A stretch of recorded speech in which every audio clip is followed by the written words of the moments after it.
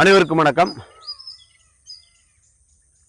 நேற்று நான் ஒரு கோயிலுக்கு போயிருந்தேன். ஒரு கோயில் காது குத்து விழாவுக்கு போயிருந்தேன். போகிற வழியில் நடந்த சில சம்பவங்களை பற்றிய ஒரு காணொளி தான் அந்த பதிவு. கோயிலுக்கு போகும்போது பார்த்தீங்கன்னா, ஒரு வழியில் எனக்கு அந்த ஊருக்கு வழி தெரியல, அந்த கோயிலுக்கு வழி தெரியல. நான் என்னுடைய மகிழுந்தில் போகிறேன். போகும்போது ஒரு மரம் ஆலமரத்து அடியில் ஒரு பாலம். அந்த பாலத்துக்கு அடியில் 4 வயசானவங்க, கிட்டத்தட்ட 55 வயசு 60 வயசு இருக்கும். என்ன பண்ணிட்டு இருக்காங்கன்னு பார்த்தீங்கன்னா வச்சிருக்காங்க பக்கத்தில் கோட்ரு ஆஃபு தண்ணி, அப்புறம் அந்த சைடு டிஷ்ஷுன்னு சொல்லுவாங்களே, இதெல்லாம் வச்சிருக்காங்க. உட்காந்து அப்படி ஊற்றி கொடுத்து சரக்கு அடிச்சிட்டு இருந்தாங்க. அவங்க கிட்ட நான் போய் ஒரு வார்த்தை கேட்குறேன், ஐயா இந்த கோயிலுக்கு எந்த வழியா போகணும் அப்படின்னு. உடனே அதுல ஒரு அண்ணாச்சி சொல்றாரு, ஒரு வயசானவர், நீங்க போய் ஸ்ட்ரெயிட்டா போய் லெஃப்ட் எடுங்க, அடுத்த ஒரு ஊர் வரும், அந்த ஊர்ல இருந்து ரைட் எடுங்க அப்படின்னாரு. எப்படி இப்போ இந்த இடத்துல அவங்க உட்கார்ந்து பண்ணிட்டு இருக்கிறது உங்க வழிக்கே வர சரக்கு அடிக்கிறாங்க. அதாவது இந்த திருட்டு திராவிட மாடல் அரசு என்ன பண்ணிருக்குது அப்படின்னு பாத்தீங்கன்னா, தமிழ்நாட்டில் உள்ள பெரும்பாலான மக்களை குடிகாரர்களாக மாத்திருக்கு. இதுல வீட்டில் உள்ள பெண்கள், குறிப்பாக திராவிட முன்னேற்ற கழகத்திற்கு வாக்களிக்கக்கூடிய பெண்கள் யாருமே நம்ம பையனோ இல்ல நம்ம வீட்டுக்காரனோ நம்ம குடும்பத்திலேயோ இவங்கெல்லாம் குடிகாரங்களா மாறிட்டாங்களா, இதுக்கெல்லாம் காரணம் என்னன்னு யாருமே சிந்திக்கல முதல். ஆனா இதுல என்ன ஒண்ணுன்னா, ஒரு அறிவார்ந்த கூட்டம் முன்னாடி இருந்தது.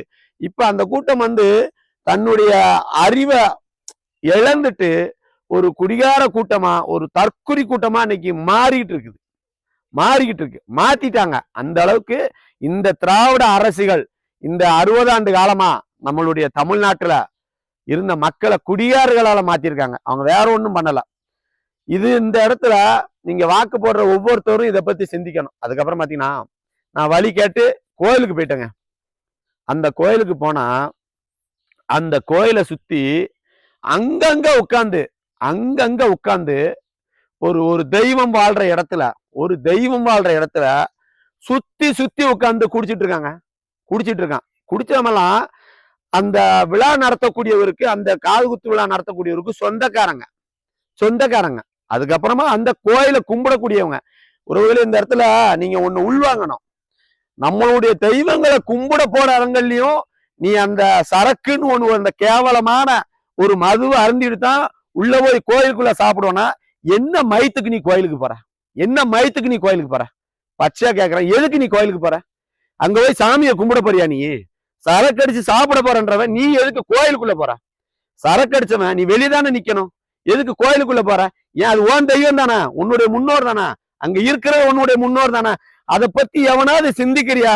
அதே மாதிரி உறவுகளே, இனி வர்ற காலங்கள்ல இந்த விழா நடத்துறவங்க எல்லாரும் தெளிவா சொல்லுங்க.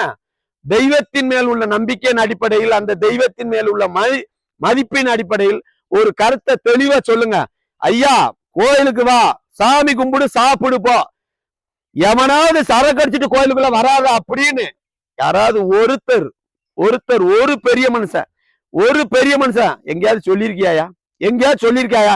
ஆனா ஒன்னையும் ஒரு கூட்டம் இவர்தான் பெரிய மனுஷன் சொல்லி முன்னாடி உட்கார வச்சு உன்னை அழகு பார்க்கலாம் பாரு. அப்ப அந்த அளவுக்கு இந்த கூட்டம் தன்னுடைய அறிவை இழந்திருக்கு.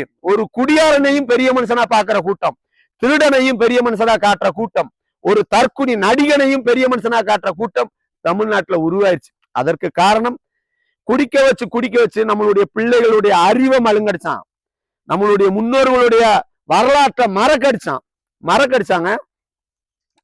அதே மாதிரி இந்த கோயில் கும்பிட போறவங்க எல்லாருமே வெளியே ஒரு மிகப்பெரிய ஒரு பலகையை வைங்க, ஒரு வாசகத்தை வைங்க. கோயிலுக்குள் யாரும் குடித்து விட்டு மது அருந்து விட்டு வரக்கூடாது, வந்தால் அப்படின்னு சொல்லி ஒரு வாசகத்தை, ஒரு எழுத்துருவாக்கத்தை அந்த இடத்துல வைங்க. இது கோயில் உள்ள பெரியவங்க பண்ணணும். இத பண்ணாம நீங்க எவன் வந்தாலும் குடிச்சிட்டு வந்தா உள்ள போய் அவனுக்கு சாப்பாடு வைக்கிறீங்க. அவன் குடிச்சிட்டு உள்ள வரான். அந்த தெய்வத்து மேல மதிப்பு இருக்க வேணா, குடிச்சிட்டு உள்ள வருவானா? அப்ப அந்த தெய்வங்களுக்கான மதிப்பு என்ன?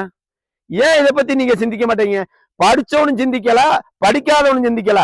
குறிப்பா சொல்றேன், ஒவ்வொரு கோயில்ல உள்ள பூசாரிகளும் அந்த கோயிலை நிர்வாகம் பண்ற பெரிய மனிதர்கள் என்ற போர்வையில் ஒளிஞ்சிருக்கிற இந்த மாதிரி குடியாரர்களை வரவேற்கிற நீங்களும் இதை பத்தி சிந்திக்கணும் ஐயா. தயவு செய்து சிந்திங்க. வருங்காலத்துல கொஞ்சமாவது மாற்ற முயற்சி செய்யுங்க. நீங்க மாற்ற முயற்சி செய்யாத வரை தமிழ்நாடு மாறாது. நம்ம பிள்ளைகள் எல்லாரும் குடிச்சிட்டு ரோட்ல தான் கிடப்பா. இதை நீங்களும் பார்க்க போறீங்க. நேற்றுக்கு நான் வரும்போது அந்த பெரியவங்க கிட்ட சொல்லுறேன், ஐயா நீங்களே இப்படி உட்கார்ந்து குடிச்சீங்கன்னா அப்ப நம்ம பிள்ளைகள் எங்களை மாதிரி ஆளுகளெல்லாம் வழிநடத்த வந்து நீங்களே இப்படி குடியாரா இருந்தீங்கன்னா நாங்க யாரை பாத்தியா போறது, எந்த ரூட்ல போறது, நாங்கெல்லாம் என்ன பண்றது? உங்களை பார்த்தானே பிள்ளைகளும் கெட்டு போறாங்க. நீங்க கோயிலுக்கு குடிச்சிட்டு வர உன் பிள்ளை உன்னே பாக்க, அடுத்து அந்த பிள்ளை குடிக்கும். இதை உன் பிள்ளைக்கு கத்துக் கொடுக்கறதே நீதான். ஒரு நல்ல தகப்பனா, உண்மையான தகப்பனா, நேர்மையான தகப்பனா உன் பிள்ளைக்கு இருக்கணும் அப்படின்னு ஒரு உறுதியோட பயணி. உன் பிள்ளைக்கு நீதாயா ரோல் மாடலு, நீதாயா கதாநாயகன். உன்னைய பார்த்துதான் உன் பிள்ளை ஒவ்வொன்னையும் கையில எடுக்கும். சில பிள்ளைகள் அதற்கு விதிவிலக்கா இருக்கும், அதை நான் ஏத்துக்கிறேன். ஆனா இந்த இடத்துல அப்பம் குடிக்கான், நம்ம குடிச்சா என்ன அப்படின்னு நினைக்கிற பிள்ளைகள் தான் பெரும்பாலான பிள்ளைகள்.